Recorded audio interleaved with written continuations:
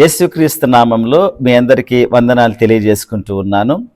ఈ యొక్క ఆత్మీయ ఆహారం అనే కార్యక్రమానికి మిమ్మల్ని అందరినీ ప్రేమపూర్వకంగా నేను స్వాగతిస్తూ ఉన్నాను. దేవుని యందు బలపడాలని, మీ జీవితాలు బాగుండాలని, ప్రతిరోజు కూడా దేవుని యందు చక్కగా నివసించాలి, నడవాలని ఈ కార్యక్రమాన్ని మేము నడిపిస్తూ ఉన్నాం. కాబట్టి మీరందరూ వీక్షించి దీనివల్ల అనేకమంది మేలు పొందాలని నేను ప్రతిరోజు కూడా ప్రార్థనలో గడుపుతూ ఉన్నాను.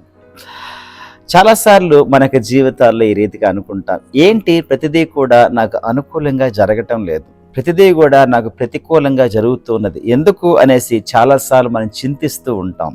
ప్రభుని కొన్నిసార్లు ప్రార్థనలో, వేదనలో, ప్రభువా ఎందుకు నాకేలా జరుగుతుంది అనేసి మనం చాలా బాధపడిపోతూ ఉంటాం. ప్రియ సహోదరి సహోదరుడా, ఒక్కసారి నువ్వు ఆలోచన చేస్తూ ఉన్నావా? ఈ రీతిగా మీరు దేవుని యొక్క వాక్యాన్ని మీరు చదివినట్లయితే ఒక మాట మీకు గుర్తుకు రావాలి. రోమికి రాసిన పత్రికలో 8వ అధ్యాయము 28వ వచనంలో ఈ రీతిగా ఉన్నది, దేవుని ప్రేమించు వారికి అనగా ఆయన యొక్క సంకల్పం చొప్పున పిలువబడిన వారికి మేలు కలుగొట్టకై సమస్తమును సమకూడి జరుగుచున్నవని ఎరుగుదుము. ఇది నీవు నిజంగా ఎరుగుచూ ఉన్నావా? దేవుడు నీ జీవితంలో ఏం చేసినా కూడా నీ మేలు కొరకు నువ్వు భావించగలుగుతున్నావా? లేదు కదా. చాలాసార్లు చింతిస్తూ ఉంటాం, చాలాసార్లు బాధపడిపోతూ ఉంటాం. ఇలానే ఒకసారి యాకోబు యొక్క జీవితాన్ని మనం చూసినట్లయితే, యాకోబు యొక్క జీవితంలో కూడా ఈ రీతిగా అనుకున్నాడు. ఏమనుకున్నాడు చూడండి. ఆదికాండములో 42వ అధ్యాయము 36వ వచనంలో ఈ రీతిగా అంటున్నాడు, అప్పుడు వారి తండ్రి అయిన యాకోబు వారిని చూచి, మీరు నన్ను పుత్రహీనునిగా చేయుచున్నారు, యోసేపు లేడు, షిమ్యోను లేడు, మీరు బెన్యామీనును కూడా తీసుకుని పోవుదురు, ఇవన్నీ నాకు ప్రతికూలముగా ఉన్నవని వారితో చెప్పాను. ప్రియ సహోదరి సహోదరుడా, అసలు యాకోబు ఏమనుకుంటున్నాడు ఇక్కడ? నాకు ఇవన్నీ కూడా అనుకూలంగా జరగట్లేదు, ప్రతికూలంగా జరుగుతున్నవనేసి బాధపడిపోతున్నాడు. నేను కూడా ఈ రీతిగా మనం బాధపడిపోతూ ఉంటాం కదా. అయితే దేవుడు ఏం చేస్తున్నాడు యాకోబు యొక్క జీవితంలో? యోసేపును ముందుగానే తీసుకుని వెళ్ళి ఇలాంటి యొక్క భయంకరమైన పరిస్థితి అంటే వస్తుందని కాబట్టే ముందుగానే తీసుకుని వెళ్ళి ఆయన సిద్ధపరిచాడు. వీళ్ళందరినీ కాపాడాలని, యావత్ ప్రపంచాన్ని కూడా కాపాడాలని ముందరగానే తీసుకొని వెళ్ళిపోయి చక్కగా అక్కడ ఒక మంచి స్థాయిలో యోసేపుని పెడితే ఏమంటున్నాడు? యోసేపు లేడని అంటున్నాడు.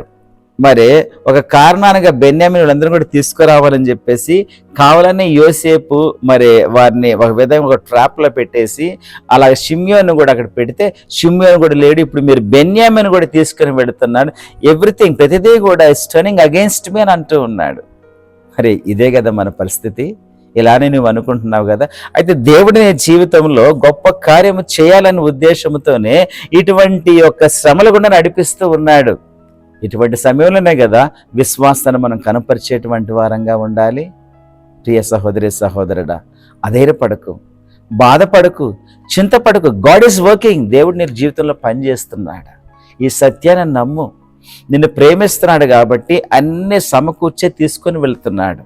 యోనా యొక్క జీవితంలో దేవుడు చాలా శ్రమల గుండా నడిపించాడు. కారణం ఏమిటో తెలుసా? ఆయన సరిచేస్తూ ఆయన యొక్క పనిని తుదముట్టించడానికి మరలా ఏ నినివే నుంచి పారిపోయాడో అదే నినివేకి తీసుకొచ్చేసి సమకూర్చాడు కదా. అదే రీతిగా సమకూర్చడానికి దేవుడు నీ జీవితాన్ని బలపరచడానికి ఈ శ్రమ గుండా తీసుకుని వెళుతున్నాడు. నయోమి కూడా అంతే కదూ.